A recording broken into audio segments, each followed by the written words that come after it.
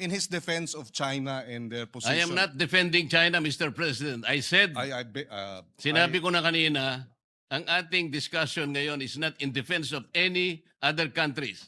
Mr. President, ang laki po talaga ng hindi natin pagkakaunawaan sa bahaging ito. I am not questioning what is this? the extent of the exclusive economic zone. This is 200 nautical miles from the baseline. That is also the extent of our continental shelf. Contiguous zone is 24 miles, nautical miles. Territorial sea is 12 miles from the basic line. Hindi po yun ang pinag-uusapan natin, Mr. President. Sinabi lang kasi ng AO29 and Presidential Decree 1596, dinefine niya lang yung West Philippine Sea. Ang kulang, sabi po ng steps na dapat gawin, sinabihan nga ng executive order ang NAMRIA gumawa ka na ng mapa, kasi po yung mapa, yan po yung magbibigay ng coordinates. Isasubmit po yan. Ito, basahin ko na po. Section 4 of Administrative Order 29, Series of 2012, requires relevant government agencies such as DFA, kasama na po yung DFA, not only to deposit with the United Nations Secretary General the country's official map reflecting the West Philippine Sea, but also notify international bodies such as the International Hydrographic Organization of the same. Ayun po, Section 20, Section 4. Kung hindi po tayo magsasubmit ng mapa, saan po kukunin ang coordinates? Yun lamang po ang paraan para po yung ating pinapangarap, pinapanaginip na West Philippine Sea, mailagay naman po sa mapa. Yun po ang pinakamaganda. At pagkatapos nating mailagay sa mapa, ay lalakas po lahat ang ating paninindigan dahil nakalagay na po sa mapa eh. Kahapon po pinakita ko yung South China Sea. Hindi po ibig sabihin na yung South China Sea, sa China po yun. Hindi po. Pangalan lang yun eh. Yung 6.1, yun ang chapter po doon sa S-23 para basahin po ninyo at makita ang coordinates. Wala po tayong pinagtatalunan tungkol dito. Hindi ko po kailanman dinidepensa ng China. Gusto kong palakasin ang ating paninindigan dito. Bakit hindi po tayo magkaintindihan? Napakasimple lang nun. Wala pong coordinates talaga. Ang mapa lang po ang magbibigay ng coordinates. Malamang marahil hindi tayo magkakaintindihan dahil gaya ng nabanggit ko kahapon, kahit na magdebate tayo hanggang, sabi ko nga, Kingdom Come, tungkol dito sa meets and bounds na ito, hindi magbabago yung arbitral ruling na sinasabing mali ang China, hindi dapat nagtatayo ng mga illegal structures ang China sa ating exclusive economic zone. So bakit tayo bumabalik dito sa debate ng meets and bounds? Para sa ano? Para pahinain natin yung naging award natin sa International Tribunal? Para questionin natin na yung award natin ay kulang? Para bigyang duda na tayo nga ba'y nanalo? Hindi naman po siguro. Panalo tayo, binigay sa atin yan at hindi tayo mananalo kung hindi maliwanag ang ating mga karapatan at ang ating exclusive economic zone kahit na hindi pa nade-determine ang meets and bounds. Dahil yon ang sinasabi ng UNCLOS. UNCLOS ang basehan ng ating pagkapanalo. Walang pinag-uusapang meets and bounds sa usapin po nung determination ng ating exclusive economic zone, Mr. President. Sana po kung maintindihan ng ating butihing senador yun, hindi tayo magkakaroon ng ganitong hindi pagkakaunawaan. Binanggit po ninyo kahapon yung Administrative Order 29 at saka yung Republic Act 12064. Ang sabi po ninyo, doon makikita yung mga coordinates. Basahin po ninyo kung merong coordinates Hindi po doon. natin Wala sinabing doon po makikita ang coordinates. Ang sinabi po natin ay nakadefine doon ang ating ang West Philippine Sea. Dinefine nga po, Mr. President, na pinag-uusapan, paano maitatala nga po sa mapa? Ayaw ba nating itala sa mapa, Mr. President? Yun lang po ang punto eh. Binabanggit kasi natin at sa batas natin, ni-require po ang NAMRIA at ni-require din ng DFA na mag-submit ng mapa hanggang ngayon. 12 years na po nakararaan. Ba't hindi po natin maitala? Napaka-importante po na magkaroon. Just for the information of the good senator, 2024 meron na pong mapa ang NAMRIA. So hindi totoong wala pang Ang sinasabi ko po, Mr. President, hindi po sinasubmit sa mga kinauukulang dapat Hindi po, ang ipag-submit. sinabi po ninyo wala pang mapa. Iba po yung hindi sinasubmit. Kahit na may mapa po, kung hindi nyo sinasubmit, hindi rin po tayo Pero magtatagumpay sa correction ating lang po. paninindigan na maitala natin po sa pandaigdigan talaan ng mga dagat ang West Philippine. Hindi po ba importante sa inyo na maitala natin ang West Philippine Sea? We recognize that China is a power, economic power, and an emerging military power. And what do small nations like us have? We have the rule of law, international law, and that's why we brought this matter to the International Arbitral Tribunal, Mr. President. We are not the problem here, Mr. President. It is China, the aggression of China that is the problem here. Mr. President, si Commodore Tariela po ba ginawan ng caricatures or effigy yung mga heads of state ng Vietnam, ng Malaysia, at iba pang karatig bansa? Hindi kailangan, Mr. President, dahil wala naman silang pag-water cannon sa atin. Hindi naman po nila sinasagasaan ng ating mga mangingisda o inaaresto. Hindi na naman nila, yun na nga, binabangga, wino-water cannon.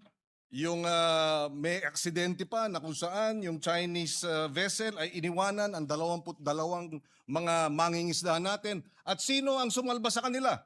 Vietnam ang sumalba sa kanila. So bakit tayo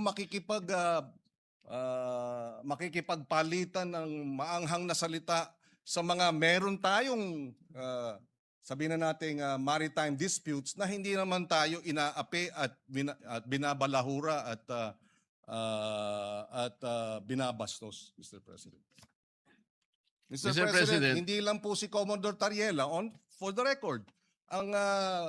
Pati ang ating Senate President, matapos nung binanggit yung persona ng grata, nagsalita ng baluktot, Mr. President. So sana maintindihan natin, hindi lang ito usupin ni Commodore Tariela. Hindi lang ito usupin ng mga senador o kaya mga kongresistang binabastos nila. Usupin ito ng Pilipinas na ipaglalaban natin ang atin at dapat magkaisa tayo, Mr. President. Pare-pareho po tayo sa posisyon na yon, Mr. President. Ang sinasabi ko lang, kailangan bang magkapatutsadahan ng walang katapusan? Ang pag-init po ng sitwasyon ay hindi po nakakabuti sa ating dalawang bansa. Walang katapusan na patutsadahan. Paano po natin kakalmahin? O halimbawa, paano natin papatay ng sunog sa isang bagay na susunog? Yun po ba'y bubuhusan natin ng gasolina? O kailangan natin sabuyan ng malamig na tubig? Mr. President, ang sinasabi ko lamang po, bakit po kinakailangan kasing gumawa pa ng mga caricature at sasabihin na ang presidente ng China ay bully? Siguro po, Mr. President, ang may mumungkahi natin, hindi po tayo kasi magpa-profit from these experiences. Ang DFA, ang BIFAR, ang DNR, sila pong nagmamanage ng ating mga disputed seas. Pero nagkakaroon po tayo ng progreso. Hindi po sila nagano ng mga caricatures o megaphone diplomacy. They did it diplomatically, diligently, and without fanfare, Mr. President, working with their counterparts in settling our differences with our nations. Ang sabi po kasi ninyo, Mr. President, Your Honor, na wala pong anumang ginawa ang ating mga maliban sa China, ang Vietnam o kaya yung ibang bansa ay walang nagawa. Nakalimutan po ba ninyo, Mr. President, in the context of our maritime disputes, we have shot and killed 2 Vietnamese fishermen in 2017 and 1 Taiwanese fisherman in 2013. Did Vietnam and Taiwan accuse us of sowing fear and interfering in our capacity to defend our claims? Gusto ko lang pong ipasariwa sa inyo yung ganon.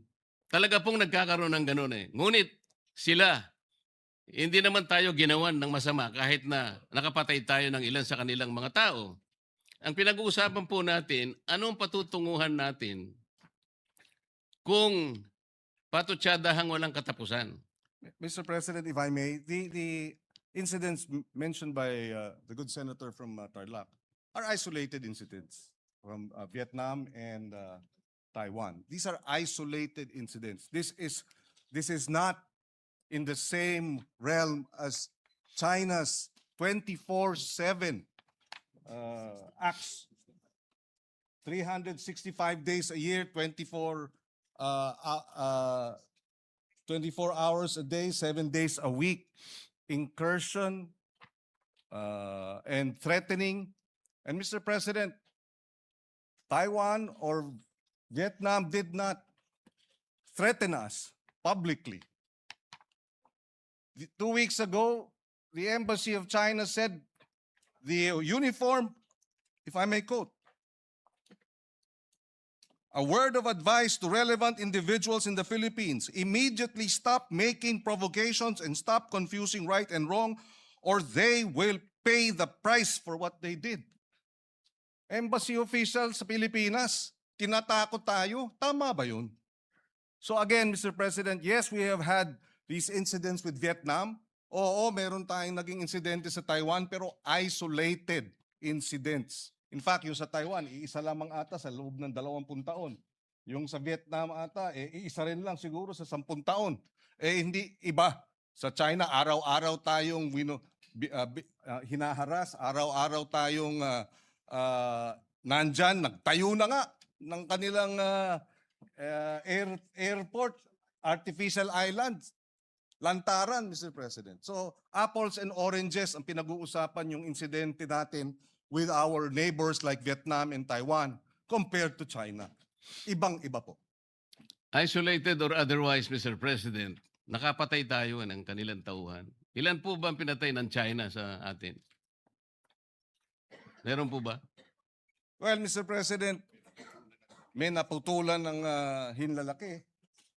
At yung 22 sinagasaan ng Chinese vessel at iniwanang mamatay, kung hindi sinalba ng Vietnamese fishermen, namatay na yung mga yun.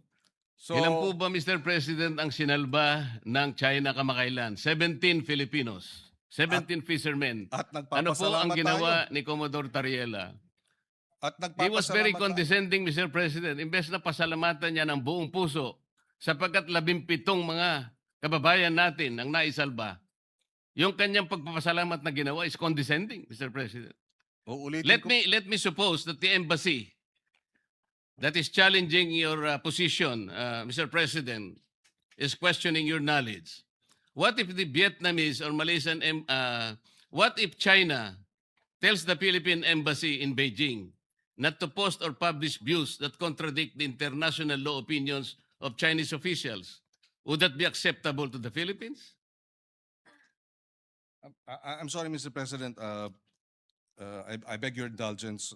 You are saying that if Vietnam publishes, sorry, I missed the No, the what last. if China tells the Philippine embassy in Beijing not to post or publish views that contradict the international law opinions of Chinese officials? Would that be acceptable to the Philippines? Halimbawa lang, sinabihan yung ating embahada doon. Huwag kayong magpapublish Yes, ng mga well, views. Well, Mr. President, that's their country. They will do what they will do. They will, in fact, there is no freedom of the press in China, Mr. President. So, if the government does that, then we will have to respect their position because we are merely guests in China, just as they are merely guests in the Philippines, Mr. President. I would disagree, Mr. President. That will be unacceptable to me. Another question. The Philippine Embassy in Beijing assists the Philippine Coast Guard and DND in monitoring Chinese vessels in the West Philippine Sea. Have you heard China complain that this essential work of the Philippine Embassy interferes with Chinese internal affairs? Mr. President, whether they complain or not, they're already in our exclusive economic zone. I'm sorry, but I'm trying to understand the position of the good gentleman in his defense of China and their position. I am not defending China, Mr. President. I said, sinabi ko na kanina, ang ating discussion ngayon is not in defense of any other countries. We are defending Philippine interest. Ang pangyayari lang, kailangan nating linawin Ano ba talagang pinagtatanggol natin? Kung hindi po tayo nakatitiyak kung anong area ang pinagtatanggol natin, hindi po malinaw. Pati paggasta natin ng budget, kung alin ang dedepensahan natin, yun lang ang punto rito eh. At pinaliliwanag ko kanina pa sa magitan ng mga mapa, hindi po nagkakaroon ng positibong resulta sa ating bansa yung pagbabangayan. Nakita na po natin the South China Sea is rich in mineral deposits, in oil and gas. Nauhuli na po tayo dahil patutsadahan ng patutsadahan. Bakit nagawa po ng ibang bansa? Bakit hindi po natin magawa? Dahil nga po sa walang katapusang patutsada. Tingnan po natin ang West Philippine Sea, Mr. President. Ang sabi po natin, wala pa po kasi sa mapa. Bakit po wala sa mapa, Mr. President? Kasi po hindi ginagawa ng ating mga ahensya ang dapat gawin. Ang sabi po kasi sa Administrative Order number 29, which was issued on September 5, 2012, more than a decade ago. Sabi po sa Section 3 ng Administrative Order 29, the National Mapping and Resource Information Authority, NAMRIA, shall produce and publish charts and maps of the Philippines reflecting the West Philippine Sea in accordance with this order. And finally, on November 8, 2024, the National Mapping and Resource Information NAMRIA committed to release a new Philippine map that includes the West Philippine Sea. But up to now, regrettably, Mr. President, this remains unfulfilled. Bakit hanggang ngayon ay wala pa ring mapa? What specific obstacles have prevented the production and publication of this map for over 10 years? Does NAMRIA dispute that Section 3 uses the word shall indicating mandatory and not a discretionary duty? Mr. President, kung wala po tayong mapa na maibibigay sa IHO at madideposit sa United Nations, hindi po kailanman uusad ang ating itinataguyod na sana mailagay sa mapa ng mundo ang West Philippine Sea. Mr. Bakit President, hindi po natin, Mr. President, paano po natin may pagtatanggol ang teritoryo kung wala tayong malinaw na mapa, Mr. President? Mr. President, nabanggit na natin ito kahapon. Bumabalik tayo ulit doon sa usapin na ito. Pero babanggitin ko ulit, Mr. President. Maliwanag, Mr. President, na under Republic Act 9522, yung baseline law, Republic Act 12064, Philippine Maritime Zone Act, at yung AO 29, maliwanag na in-identify ang West Philippine Sea. Diyan nakasaad yung extent ng West Philippine Sea. It has been sufficiently and defined by these three government instruments and laws, Mr. President. So, hindi ko maintindihan bakit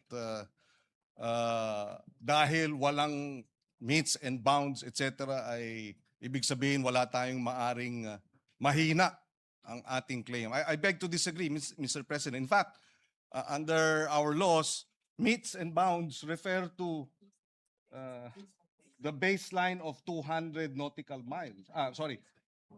From baseline, 200 nautical miles ang ating exclusive economic zone. Merong 12 miles territorial sea, 24 miles contiguous zone, and so forth. Yun ang UNCLOS, Mr. President. Kaya hindi ko naintindihan bakit pinipilit itong pag-define ng meets and bounds ng West Philippine Sea kung na-define na. Besides, Mr. President, ayon sa UNCLOS, yung purpose ng pag-submit when UNCLOS obliges states to show the coordinates of maritime zones and submit and deposit the same, it is only for the purpose of publication and information. And it is made a condition, it is not made a condition sine qua non for entitlement.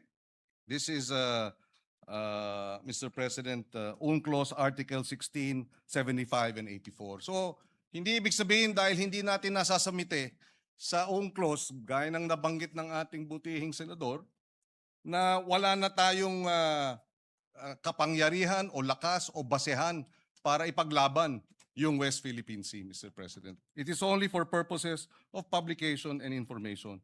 Mr. President, ang laki po talaga ng hindi natin pagkakaunawaan sa bahaging ito. I am not questioning What is this? the extent of the exclusive economic zone. This is 200 nautical miles from the baseline. That is also the extent of our continental shelf. Contiguous zone is 24 miles, nautical miles. Territorial sea is 12 miles from the basic line. Hindi po yun ang pinag-uusapan natin, Mr. President. Sinabi lang kasi ng AO 29 and Presidential Decree 1596, dinefine niya lang yung West Philippine Sea. Ang kulang, sabi po ng steps na dapat gawin, sinabihan nga ng executive order ang NAMRIA eh. Gumawa ka na ng mapa, kasi po yung mapa, yan po yung magbibigay ng coordinates. Isasubmit po yan. Ito, basahin ko na po. Section 4 of Administrative Order 29, Series of 2012, requires relevant government agencies such as the DFA, kasama na po yung DFA, not only to deposit with the United Nations Secretary General the country's official map reflecting the West Philippine Sea, but also notify international bodies such as the International Hydrographic Organization of the same. Ayun po Section 20, Section 4. Kung hindi po tayo magsasubmit ng mapa, saan po kukunin ng coordinates? Yun lamang po ang paraan para po yung ating pinapangarap, pinapanaginip na West Philippine Sea, mailagay naman po sa mapa. Yun po ang pinakamaganda. At pagkatapos nating mailagay sa mapa, ay lalakas po lahat ang ating paninindigan dahil nakalagay na po sa mapa eh. Kahapon po pinakita ko yung South China Sea. Hindi po ibig sabihin na yung South China Sea, sa China po yun. Hindi po. Pangalan lang yun eh. Yung 6.1, yun ang chapter po doon sa S-23 para basahin po ninyo at makita ang coordinates. Wala po tayong pinagtatalunan tungkol dito. Hindi ko po kailanman dinidepensa ng China. Gusto kong palakasin ang ating paninindigan dito. Bakit hindi po tayo magkaintindihan? Napakasimple lang nun. Hindi tayo Wala pong coordinates talaga. Hindi po Ang mapa lang po ang magbibigay ng coordinates. Malamang marahil hindi tayo nagkakaintindihan dahil gaya ng nabanggit ko kahapon, kahit na magdebate tayo hanggang, sabi ko nga, Kingdom Come, tungkol dito sa meets and bounds na ito, hindi magbabago yung arbitral ruling na sinasabing mali ang China, hindi dapat nagtatayo ng mga illegal structures ang China sa ating exclusive economic zone. So bakit tayo bumabalik dito sa debate ng meets and bounds?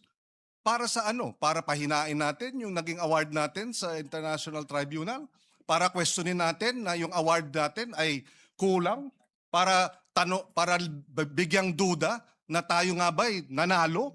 Hindi naman po siguro. Panalo tayo, binigay sa atin yan at hindi tayo mananalo kung hindi maliwanag ang ating mga karapatan at ang ating exclusive economic zone kahit na hindi pa nade-determine ang meets and bounds.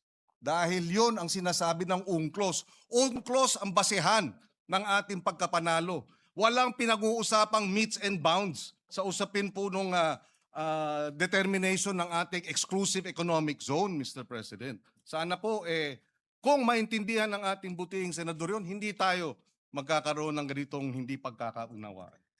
Binanggit po ninyo kahapon yung Administrative Order 29 at saka yung Republic Act 12064. Ang sabi po ninyo, doon makikita yung mga coordinates. Basahin po ninyo kung merong coordinates. Hindi po doon. natin Wala sinabing doon po makikita ang coordinates. Ang sinabi po natin ay nakadefine doon ang ating ang West Philippine Sea. Dinefine nga po, Mr. President, na pinag-uusapan, paano maitatala nga po sa mapa? Ayaw po nating itala sa mapa, Mr. President. Yun lang po ang punto eh. Binabanggit kasi natin at sa batas natin, ni-require po ang NAMRIA at ni-require din ng DFA na mag-submit ng mapa hanggang ngayon. 12 years na po ang nakararaan. Ba't hindi po natin maitala? Point of information, Mr. Napaka-importante President. po na magkaroon. Just for the information of the good senator, 2024 meron na pong mapa ang NAMRIA. So hindi totoong wala pang Ang sinasabi ko po, Mr. President, hindi po sinasubmit sa mga kinauukulang dapat hindi po, ang ipag-submit. sinabi po ninyo wala pang mapa. Iba po yung hindi sinasubmit. Kahit na may mapa po, kung hindi nyo sinasubmit, hindi rin po tayo Pero magtatagumpay sa correction ating lang po. paninindigan na maitala natin po sa pandaigdigan talaan ng mga dagat ang West Philippine. Hindi po ba importante sa inyo na maitala natin ang West Philippine Sea? Mr. Point of information, Mr. With the President. indulgence of Senator Pangilinan, Senator Risa Ontiveros, you're recognized. Salamat po, Mr. President. Tama po si Senator Pangilinan. Ang totoo po, dun sa mapang itinatanong ng Mabuting Ginoo, NAMRIA has prepared the maps anchored on the newly signed Philippine Maritime Zones Act and Philippine Archipelagic Sea Lanes Act and complying with UNCLOS and is awaiting the final implementing rules and regulations for publication. So nandun na po, Mr. President, ang mapa.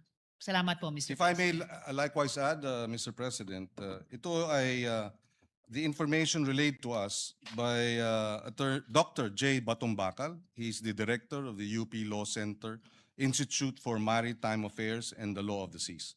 And he says, and I quote, "When UNCLOS obliges states to show the coordinates of a maritime zone on charts of appropriate scale and to deposit them with the UN Secretary General, Article 16, 75, and 84, it is only for purposes of publication and information and is not made a condition sine qua non for entitlement to the maritime zone concerned.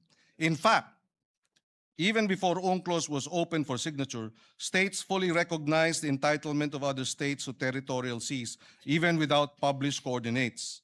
Deposits of charts containing the coordinates of the UN does not create any legal effect and does not imply approval by the UN. The UN is not a register of deeds for maritime zones of states. The absence of legal effect of deposit is clearly provided for even in the UN website. So yung ang inaalala ng ating ginoong Senador Marcoleta ay hindi nakakadagdag ng legal entitlement ang pagdeposito sa UN Secretary General.